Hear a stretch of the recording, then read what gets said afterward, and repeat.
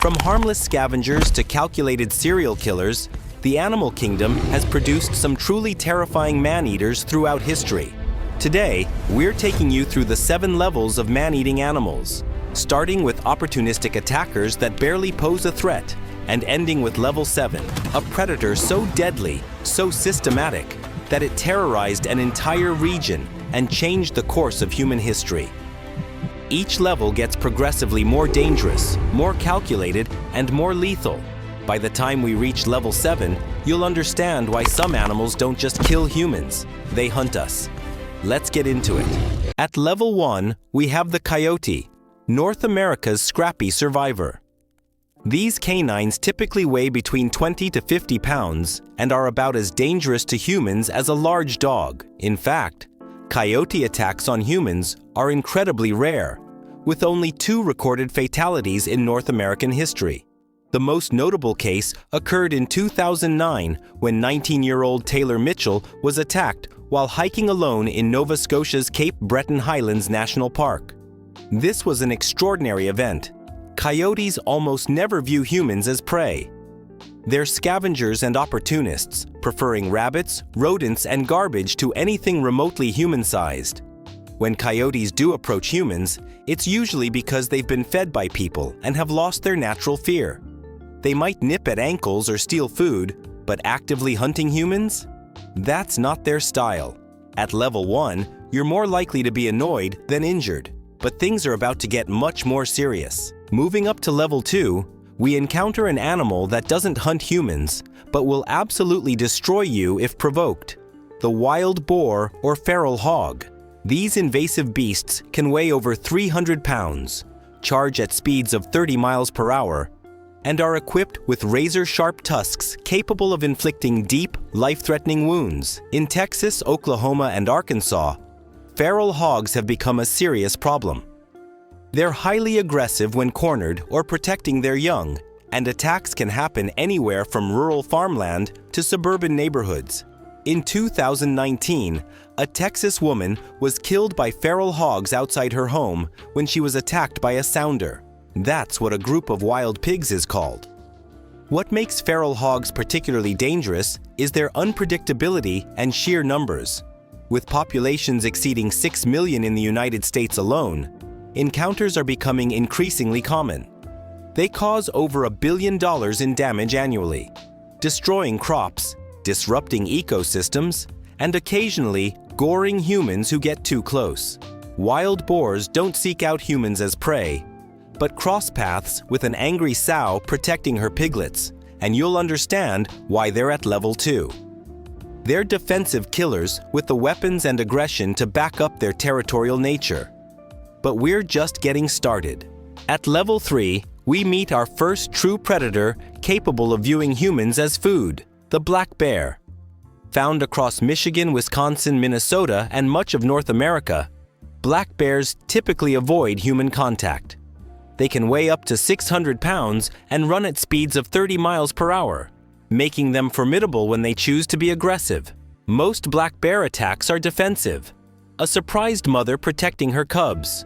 But occasionally, usually when food is scarce or the bear is sick or starving, these animals will actively hunt humans. These predatory attacks are rare but absolutely terrifying because the bear isn't trying to scare you away, it's trying to eat you. One of the most disturbing cases occurred in 2011 when a black bear in Canada's Algonquin Provincial Park killed and consumed parts of a university student who was on a field research trip. The bear had to be tracked down and killed, and examination revealed it was in poor health and likely desperate for food. What elevates black bears to level 3 is that under certain circumstances, starvation, habituation to humans, or simply individual temperament, they will cross the line from defensive to predatory. When a black bear decides you're prey, playing dead won't save you. You have to fight back with everything you've got.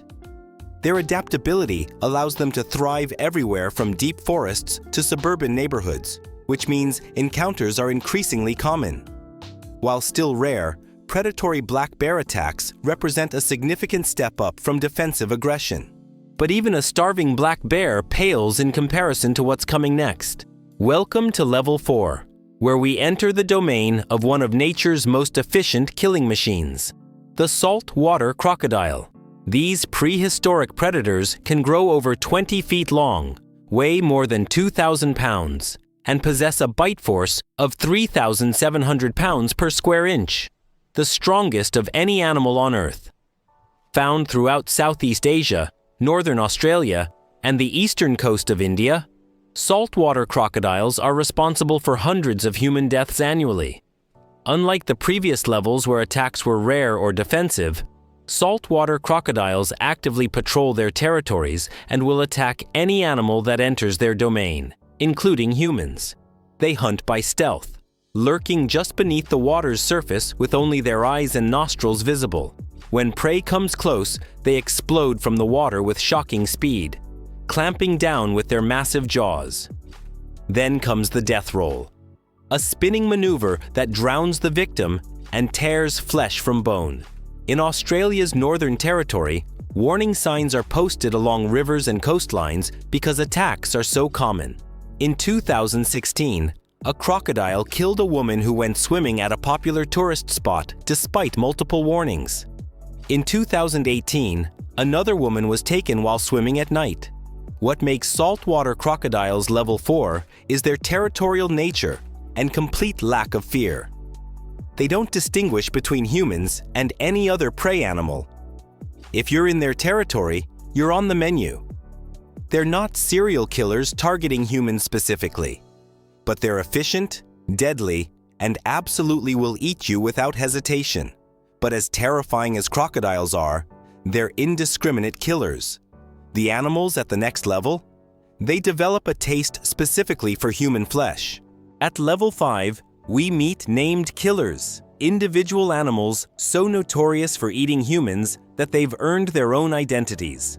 And no discussion of serial man-eaters would be complete without Gustav. Gustav is a massive Nile crocodile from Burundi, estimated to be over 20 feet long and weighing close to a ton. What sets Gustav apart from ordinary crocodiles isn't just his size, it's his body count. He's credited with over 300 confirmed human kills, though locals believe the true number is much higher. Gustav has been terrorizing the regions around the Ruzizi River and Lake Tanganyika since the 1990s. His hunting grounds span multiple villages, and he's become something of a legend and nightmare to the local population. What makes him truly terrifying is that he's not just an opportunistic killer. Witnesses report that Gustav specifically targets humans, often ignoring other available prey. He's survived multiple attempts to capture or kill him. His body is reportedly covered in scars from bullets and harpoons, yet he continues to hunt. What elevates Gustav to Level 5 is the systematic nature of his killings and his apparent preference for human prey. He's not just defending territory, he's actively hunting humans, year after year, decade after decade. But even Gustav, with his centuries-long reign of terror, doesn't reach the legendary status of our next level. At Level 6, we enter the realm of legend. This is where man-eating becomes so extreme, so systematic, that it requires famous hunters and military intervention to stop. And no animal in history exemplifies this level better than the Champawat tiger. This female Bengal tiger holds the Guinness World Record for the most human deaths attributed to a single animal. 436 confirmed kills. Let that sink in. 436 people. This wasn't spread over centuries like Gustav. This all happened over approximately 8 years in the late 1800s and early 1900s. The Champawat tiger began her killing spree in Nepal's Rupal district in the 1890s. After killing over 200 people, the Nepalese army was deployed to hunt her down. But she escaped across the border into India's Kumaon region, specifically the Champawat district, which is how she got her name. In India, she continued her rampage with even more efficiency. Entire villages were abandoned. People were afraid to leave their homes. The economy collapsed as farmers refused to work their fields. She would enter villages in broad daylight, drag victims from their homes, and disappear into the jungle. Her boldness was unprecedented. What made her so deadly? Examination after her death revealed she had suffered severe injuries to her teeth and jaw, likely from a gunshot years earlier. These injuries prevented her from hunting her natural prey, forcing her to target easier victims, humans. Once she developed a taste for human flesh, she became unstoppable. In 1907, the British colonial government recruited legendary hunter Jim Corbett to stop her. Corbett tracked her for weeks, finally confronting her near the town of Champawat. The showdown has become the stuff of legend. When he finally killed her, the entire region celebrated. Villages threw festivals. People wept with relief. The Champawat tiger represents level 6 because she didn't just kill humans opportunistically, she hunted us exclusively, systematically, and with a level of boldness that terrorized an entire region for years. She changed human behavior on a massive scale, forcing people to alter their entire way of life. But even the Champawat tiger, with her record-breaking kill count, isn't the most terrifying man-eater in history. Because at level 7, we're not dealing with a lone killer. We're dealing with a coordinated team. Welcome to level 7, the absolute pinnacle of man-eating terror. The story of the Tsavo man-eaters is so incredible, so horrifying, that it was made into the movie The Ghost and the Darkness, starring Val Kilmer and Michael Douglas. But the real story is even more terrifying than Hollywood could capture. In March 1898, the British Empire was constructing a railway bridge over the Tsavo River in Kenya. The project employed hundreds of workers, mostly brought from India. Everything was going according to plan until 2 male lions appeared and began systematically hunting the workers. But these weren't ordinary lions.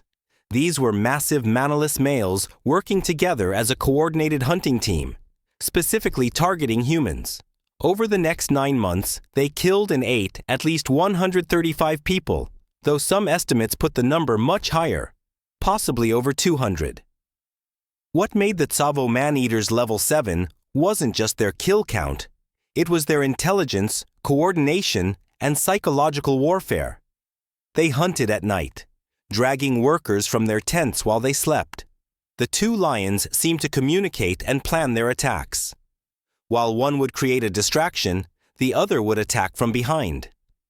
They learned the workers' defensive patterns and adapted their hunting strategy accordingly.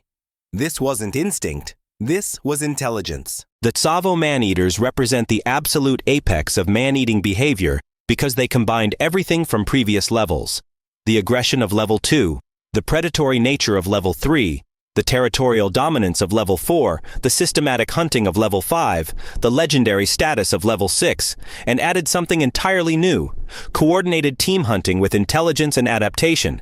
They didn't just kill humans, they studied us, learned our behaviors, adapted to our defenses, and systematically hunted us with a level of sophistication that's never been documented before or since.